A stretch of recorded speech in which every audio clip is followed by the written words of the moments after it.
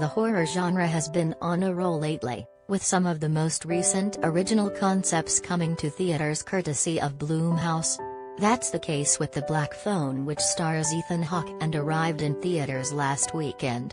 And director Scott Derrickson recently explained to CinemaBlend the creepy reason he included Super 8 film into both The Black Phone and his previous horror flick Sinister.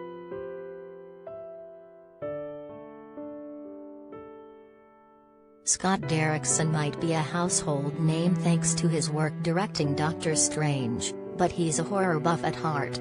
His movies The Black Phone and Sinister have some similarities. Both star Ethan Hawke and feature creepy sequences shot in Super 8 film. As you can see in the video above, I had the privilege of speaking with Derrickson before the new horror movie's release, where he revealed why Super 8 works so well within the genre. As he put it,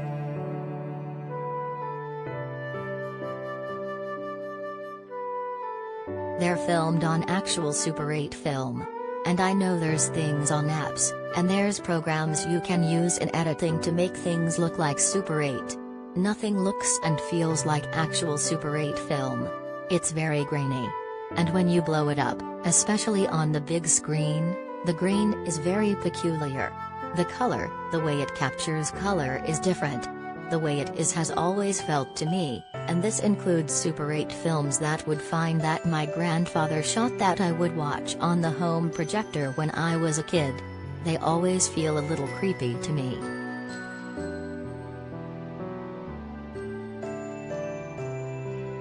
From seeing his work in both Sinister and The Black Phone, you can't deny that Scott Derrickson has a point. Super 8 feels truly unsettling, especially once it's blown up on a big screen for a horror flick. And perhaps nowhere is that more obvious than the ways he used Super 8 in his previous scary movie.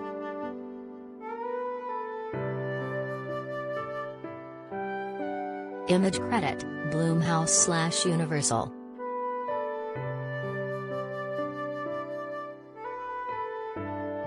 2012's Sinister features Ethan Hawke as a true crime writer who uncovers horrifying violence and a demon named the Ghoul. Through his journey he discovers Super 8 film of various murders done by children who were possessed by the demon. Each one is more unsettling than the next, largely because of the creepy way the footage looks.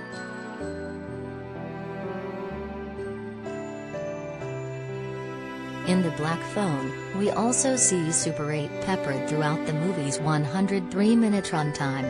The young protagonist's sister Gwen, Madeline McGraw, has psychic visions throughout the movie, seeing Ethan Hawke's villain the Grabber abduct his young victims. That's when that creepy footage is used, to powerful results. Later in our same conversation, Scott Derrickson explained this choice, saying,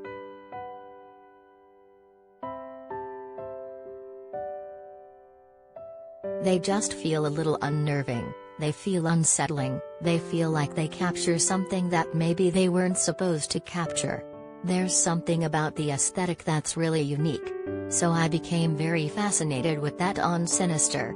And then I felt like Gwen's dreams in The Black Phone on looking back on the lives and abductions of these different kids. I thought it was a great medium to separate it from the rest of the visual material."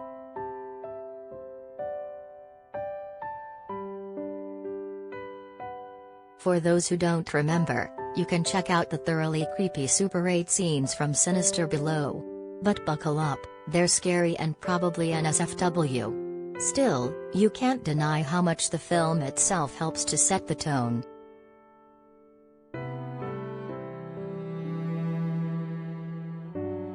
Horror fans were thrilled that Scott Derrickson was returning to the horror genre with The Black Phone. And his latest collaboration with Ethan Hawke proved to be a critical darling, sitting on a 84% rating on Rotten Tomatoes. The movie also performed fairly well at the box office on its first weekend.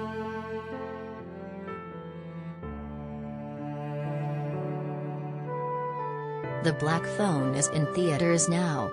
Be sure to check out the 2022 movie release dates to plan your next movie experience.